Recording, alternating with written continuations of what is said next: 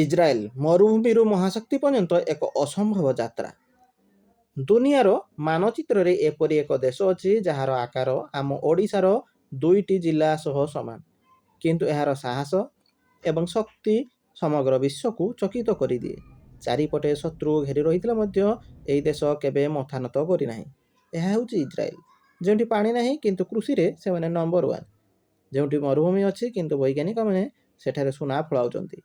ଆଜିର ଏହି ଭିଡ଼ିଓରେ ଆମେ ଜାଣିବା ଇସ୍ରାଏଲର ସେହି ରୋମାଞ୍ଚକର କାହାଣୀ ଯାହା ପ୍ରତିଟି ଭାରତୀୟଙ୍କୁ ଜାଣିବା ଦରକାର। ରକ୍ତ ଭିଜା ଇତିହାସ। ଇସ୍ରାଏଲର ଜନ୍ମ କୌଣସି ସାଧାରଣ ଘଟଣା ନଥିଲା। ଦ୍ୱିତୀୟ ବିଶ୍ୱଯୁଦ୍ଧ ସମୟରେ ଇହୁଦୀ ବା ଜିଉଜମାନଙ୍କୁ ଜର୍ମାନୀରେ ନିର୍ମମ ଭାବେ ହତ୍ୟା କରାଗଲା। 60 ଲକ୍ଷ ଇହୁଦୀ ନିଜ ଜୀବନ ହରାଇଲେ।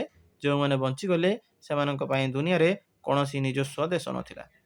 1948 ମସିହା ମେ 14 ତାରିଖରେ ବ୍ରିଟିଶ ଶାସନରୁ ମୁକ୍ତ ହୋଇ ଇସ୍ରାଏଲ ଏକ ସ୍ୱାଧୀନ ରାଷ୍ଟ୍ର ଭାବେ ଘୋଷଣା କଲା। କିନ୍ତୁ ଆଶ୍ଚର୍ଯ୍ୟର କଥା, ସ୍ୱାଧୀନତା ମିଳିବାର 24 ଘଣ୍ଟା ମଧ୍ୟରେ 5ଟି ଆରବ ଦେଶ ମିଶି ଇସ୍ରାଏଲ ଉପରେ ଆକ୍ରମଣ କଲେ।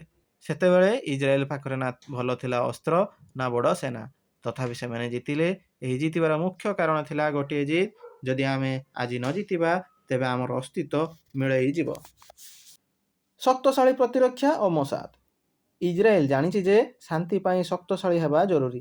ସେଥିପାଇଁ ସେଠାରେ ପ୍ରତିଟି ପରିବାରରୁ ଜଣେ ଜଣେ ସୈନିକ ବାହାରନ୍ତି। ପୁଅ ହେଉ ବା ଝିଅ, ସମସ୍ତଙ୍କୁ ମିଲିଟାରୀ ଟ୍ରେନିଂ ନେବା ବାଧ୍ୟତାମୂଳକ।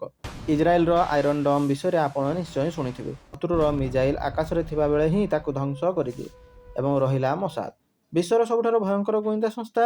ଦୁନିଆର ଯେକୌଣସି କୋଣରେ ଥାଉ ନା କାହିଁକି, ଯଦି କେହି ଇସ୍ରାଏଲର କ୍ଷତି କରିବାକୁ ଚେଷ୍ଟା କରେ, ମୋସାଦ ତାକୁ ଖୋଜି ବାହାର କରି ଶେଷ କରିଦିଏ।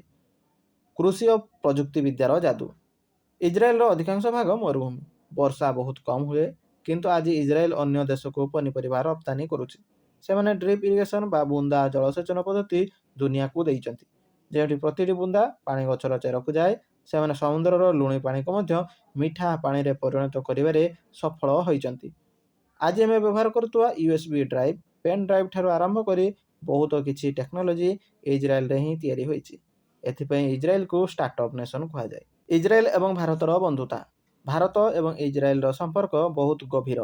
1999 କାରଗିଲ ଯୁଦ୍ଧ ସମୟରେ ଯେତେବେଳେ ଭାରତକୁ ଜରୁରୀ ଅସ୍ତ୍ରଶସ୍ତ୍ରର ଆବଶ୍ୟକତା ଥିଲା, ଇସ୍ରାଏଲ ଆମକୁ ସାହାଯ୍ୟର ହାତ ବଢ଼ାଇଥିଲା। କୃଷିଠାରୁ ଆରମ୍ଭ କରି ପ୍ରତିରକ୍ଷା ପର୍ଯ୍ୟନ୍ତ ଇସ୍ରାଏଲ ସବୁବେଳେ ଭାରତର ଏକ ଭରସାଯୋଗ୍ୟ ବନ୍ଧୁ ଭାବେ ଉଭା ହୋଇଛି। ଭାରତର କୃଷକମାନେ ଆଜି ଇସ୍ରାଏଲ ଟେକ୍ନୋଲୋଜି ବ୍ୟବହାର କରି ନିଜର ଆୟ ବଢ଼ାଉଛନ୍ତି। ଇସ୍ରାଏଲର କାହାଣୀ ଆମକୁ ଶିଖାଏ ଯେ ସମସ୍ୟା ଯେତେ ବଡ଼ ହେଲେ ମଧ୍ୟ ଯଦି ଆତ୍ମବିଶ୍ୱାସ ଏବଂ ନିଜ ମାଟି ପ୍ରତି ଭକ୍ତି ଥାଏ, ତେବେ ସବୁ କିଛି ସମ୍ଭବ। ଇସ୍ରାଏଲ କେବଳ ଏକ ଦେଶ ନୁହେଁ, ଏହା ଏକ ବିଚାରଧାରା ଯାହା କହେ କେବେ ବି ହାର ମାନ ନାହିଁ। ଆଶା କରୁଛି ଆପଣଙ୍କୁ ଇସ୍ରାଏଲ ବିଷୟରେ ଏହି ତଥ୍ୟ ଭଲ ଲାଗିଥିବ। ଯଦି ଭିଡ଼ିଓଟି ଭଲ ଲାଗିଲା ତେବେ ଲାଇକ୍ କରନ୍ତୁ ଏବଂ ଚ୍ୟାନେଲକୁ ସବସ୍କ୍ରାଇବ୍ କରନ୍ତୁ। ଧନ୍ୟବାଦ।